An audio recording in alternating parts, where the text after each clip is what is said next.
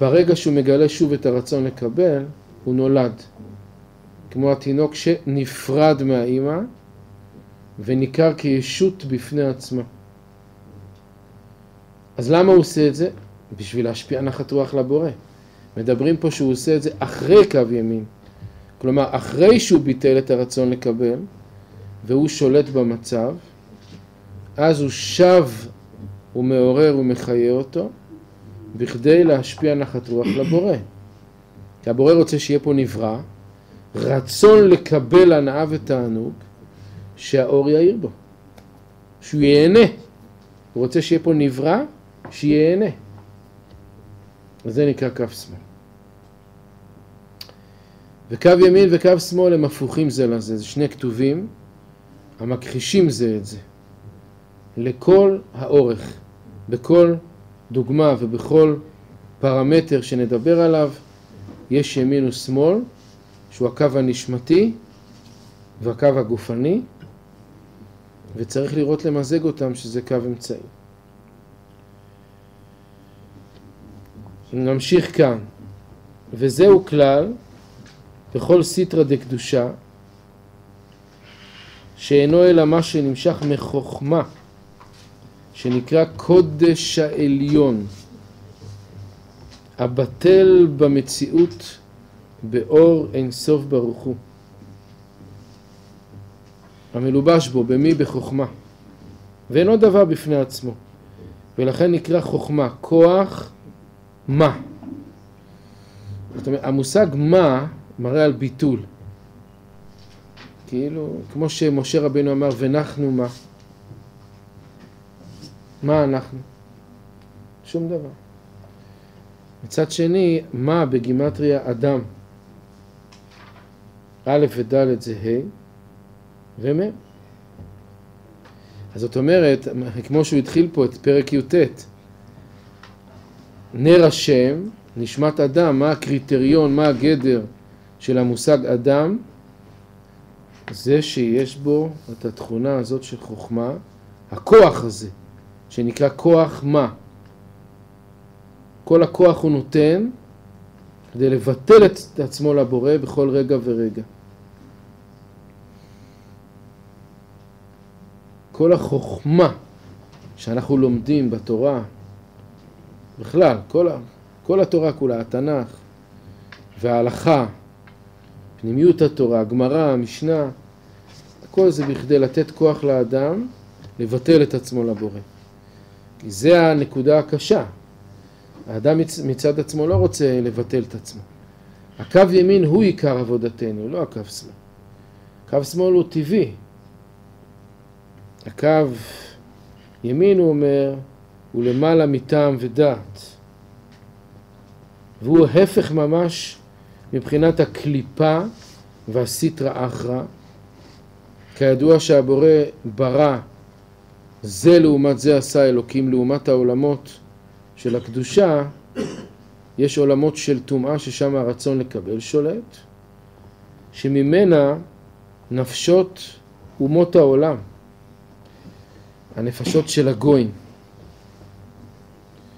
כמובן מדברים פה גם כללי וגם פרטי, כי בכל אדם יש בחינת ישראל ובחינת אומות העולם. דאבדין לגרמיו, כל מה שהם עושים רק בשביל עצמם.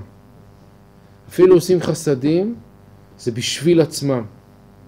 זאת אומרת, ההתבטלות שיש בנפש הזאת של הסיטרא אחרא היא התבטלות מדומה. מציג עצמו כמתבטל, אבל מקווה לקבל על ידי זה. אז התבטלות מדומה. דאבדין לגרמיו, ואמרין הב הב. כמו הכלב. הכלב אומר הב הב.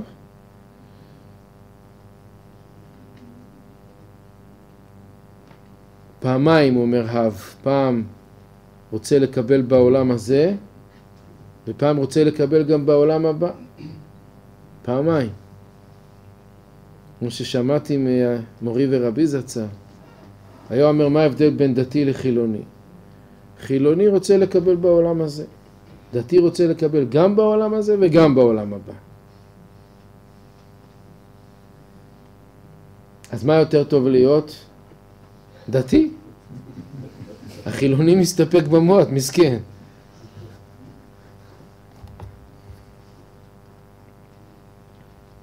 ואמרין הב והלעיתני, עשיו אמר ליעקב, הלעיתני נא מן האדום האדום הזה, הוא רוצה, הוא יפתח את הפה, הוא ישפוך לתוכו את כל הסיר.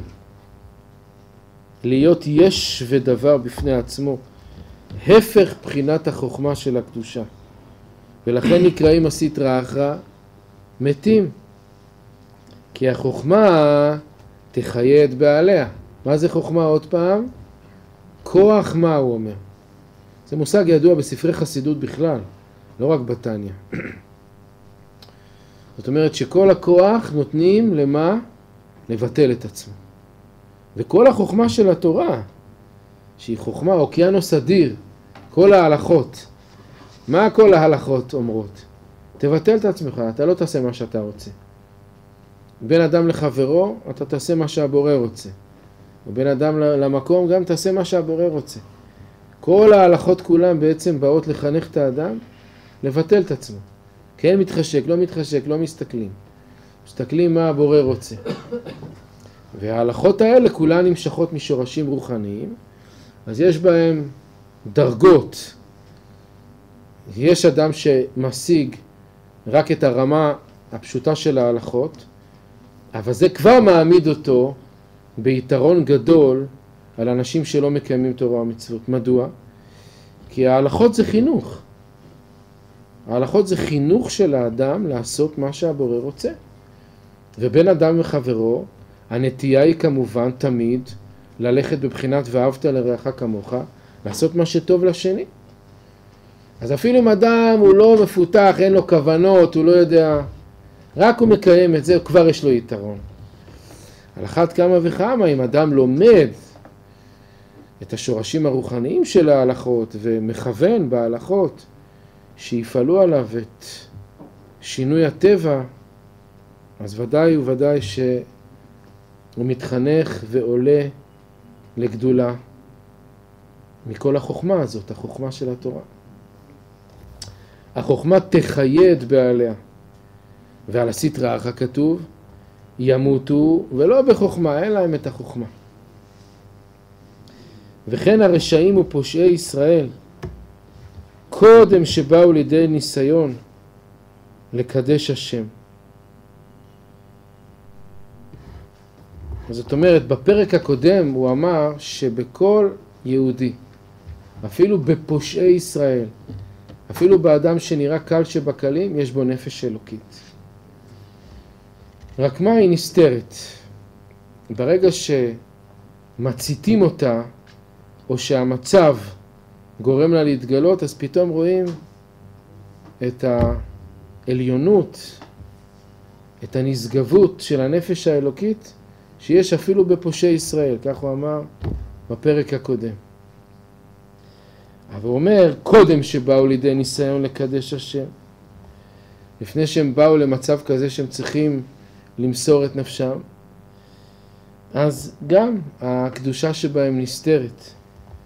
כי בחינת החוכמה שבנפש האלוקית, אם ניצוץ אלוקות מאור אינסוף ברוך הוא, המלובש בה, שזה בחינת הכתר, בחינת רצונו להיטיב לנבראיו, הם בבחינת גלות בגופם בנפש הבהמית. זאת אומרת, הנפש האלוקית נמצאת בגלות בתוך הנפש הבהמית. יש נפש אלוקית, אבל הנפש הבהמית היא שולטת. וגם בזה יש כל מיני דרגות. אבל בזה תבינו את הבלבול הגדול שיש בעם ישראל בכלל. זאת אומרת, מצד אחד רואים הרבה דברים טובים בעם ישראל. רואים זיקה לתורה. אנשים מחפשים ערכים. אנשים אפילו רחוקים, כן? מחפשים ערכים. מחפשים לחיות נכון, בצדק וביושר. הנושא הזה של אהבת הזולת מדבר ללב של כולם, כל יהודי. מצד שני, חיים, התרבות הגוית נכנסה בו, וחיים פה כמו באמריקה עם כל מיני שטויות והפקרות ומתירנות. אז רואים פה בלבולציה אחת גדולה. מצד אחד טוב, מצד אחד רע, משמשים בערבוביה. מדוע?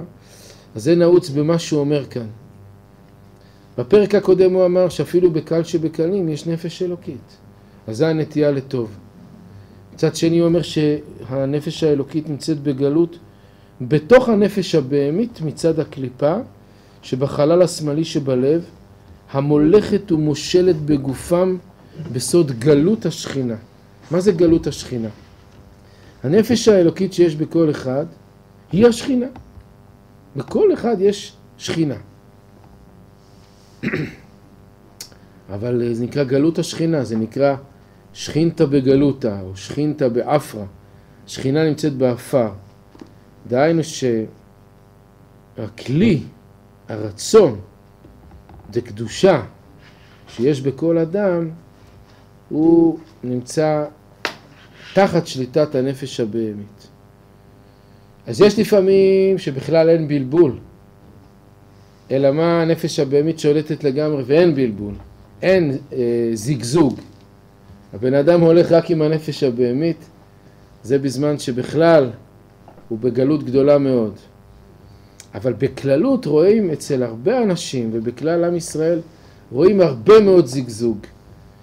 וזה הסיבה, זאת הסיבה. הסיבה היא פרטית, נעוצה בכל אחד ואחד. מצד אחד אנשים שואפים לטוב, הרבה אנשים מכבדים את התורה, מכבדים את המסורת, מכבדים ערכים, שואפים לערכים. מצד שני רצים עם כל השטויות של אומות העולם.